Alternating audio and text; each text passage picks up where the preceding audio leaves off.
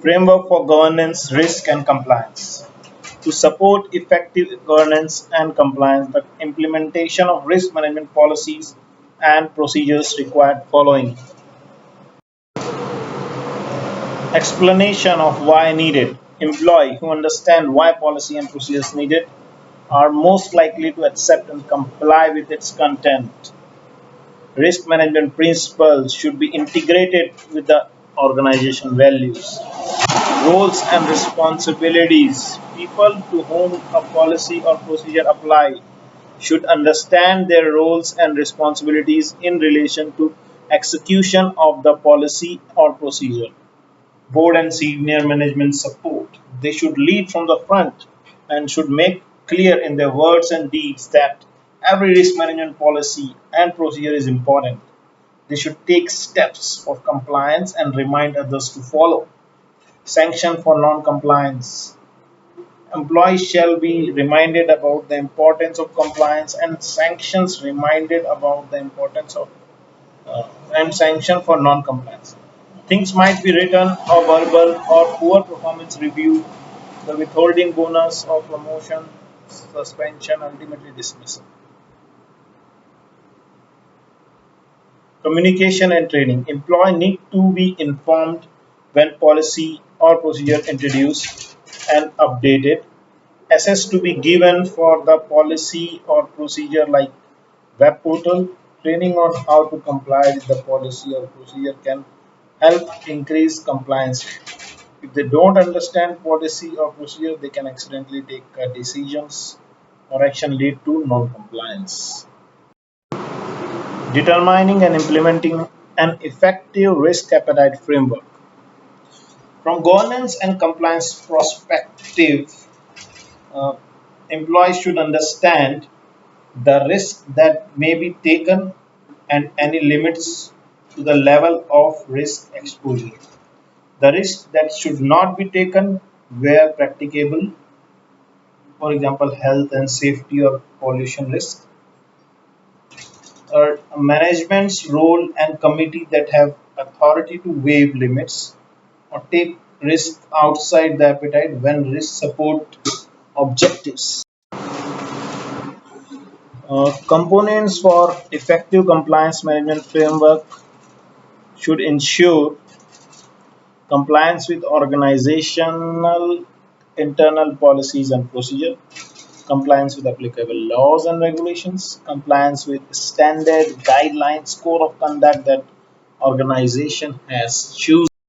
An organization's compliance standard should be combination of standard imposed by law and regulation and determined by the organization to meet its objectives and stakeholder needs. Compliance standards are divided into two parts. One is imposed standards. These are the regulations, laws which is imposed by the government or other authority which is not in the control of the organization, like health, safety, environment laws, and where there is no discretion uh, uh, for. Another one is voluntary standard. These are the standards of compliance that are imposed by the company itself,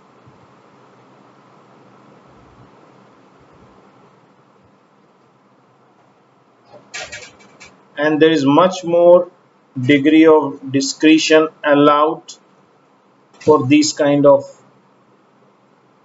compliances. Organization should develop compliance process and controls to ensure that agreed compliance standards are enforced. Compliance management policy should contain desired compliance standards and principles linked to key compliance management procedures, reporting and escalation procedures, roles and responsibilities for board, senior managers, employee, risk, audit, and compliance functions. Common compliance management principles should include expectations that all the employees will act honestly and with integrity, to manage compliance risks, to preserve reputation and financial resources of an organization. All the decision makers shall own the compliance risks that are associated with the decision they make. Though board is ultimately responsible for effective compliance. Compliance risks are monitored adequately, and all the cases of non-compliance shall be escalated to appropriate level. Compliance management procedures varies and may be present in operational procedure. There may be procedure for reporting and escalation as well as testing compliance related controls. Other procedures includes how to deal with the inquiries from regulators, how to investigate the cases of unauthorized non-compliance, disciplinary procedure for unauthorized non-compliance, procedure for temporary allowing non-compliance on cost and benefit grounds. Compliance reporting and escalation procedures or processes. Directors and managers require regular assurance that it is complying with regulations and laws and compliance risks are managed effectively. This can come in the form of compliance report, which is periodically prepared by a company secretary or a governance professional and reported to the board. It will remind them about various laws and regulations that must be complied with, various process and controls that is present to ensure compliance. Effectiveness can be judged from the compliance review and internal audit. Compliance monitoring and reporting should be more regular, including daily control effectiveness to check to ensure compliance with the financial crime regulations are followed. Escalation process come into play when ineffectiveness of controls are detected or where employees and managers are not behaving in appropriate manner. Where non-compliance threatens to whole organization, it shall be escalated to more senior level.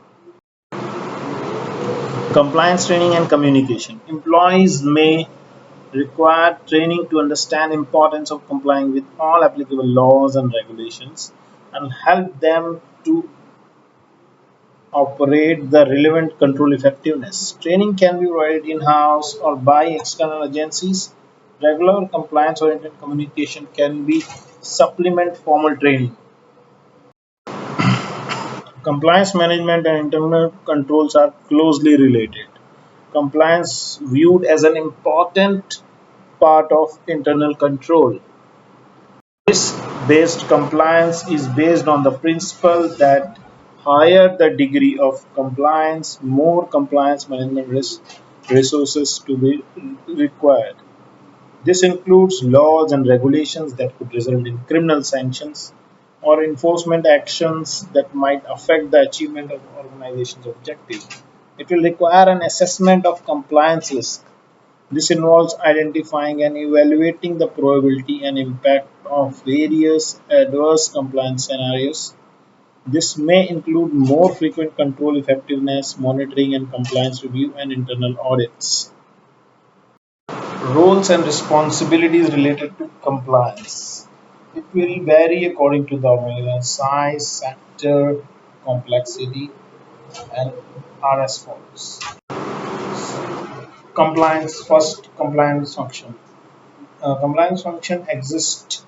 It will normally responsible for keeping up to date with legal and regulatory changes, including information management about new laws and regulations or changes to existing laws or regulations, communication with legal, regulatory, and compliance procedures and controls, monitoring the effectiveness of compliance procedure and control, compliance monitoring report, working with all other managers and business functions to ensure that any non-compliance is rectified as quickly as possible. Coordinating compliance-related training and communication activities. Board and Risk and Audit Committee. Board is accountable for effectiveness of its compliance management activities and any classes of non-compliance. Sometimes board and individual board members may be held criminally accountable. Compliance management reviews and actions report provided by the board with assurance and take actions where necessary. Risk and Audit Committee looks into the details of compliance review and relevant internal audit and oversee the action taken to address identified compliance weaknesses and areas of non-compliance. Compliance management policy should be reviewed and approved on periodic basis by the board or risk and or audit committee. Company secretary and governance professional work with the compliance function to ensure that board has the assurance information that is needed to check whether compliance arrangements are appropriate or not. All other business functions or areas.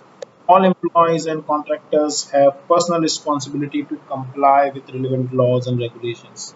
Other managers and senior managers have responsibility to ensure that the employees are compliant, which includes monitoring effectiveness of local compliance procedure and control, taking steps to ensure address non-compliance by employees, escalation concerns to more senior and other compliance function.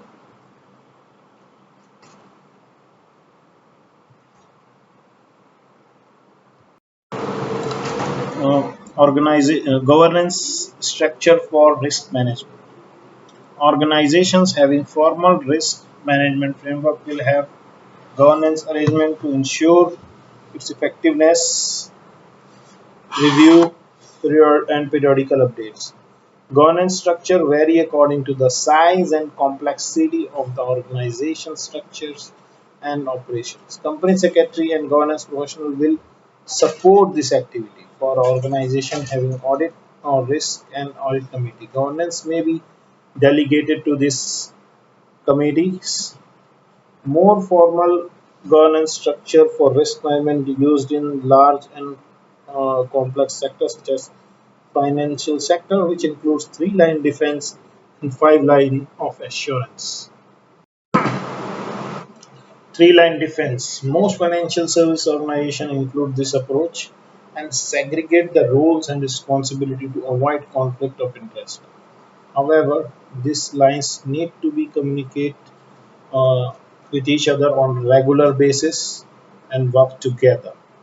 Line 1, day-to-day risk taking, assessment and control.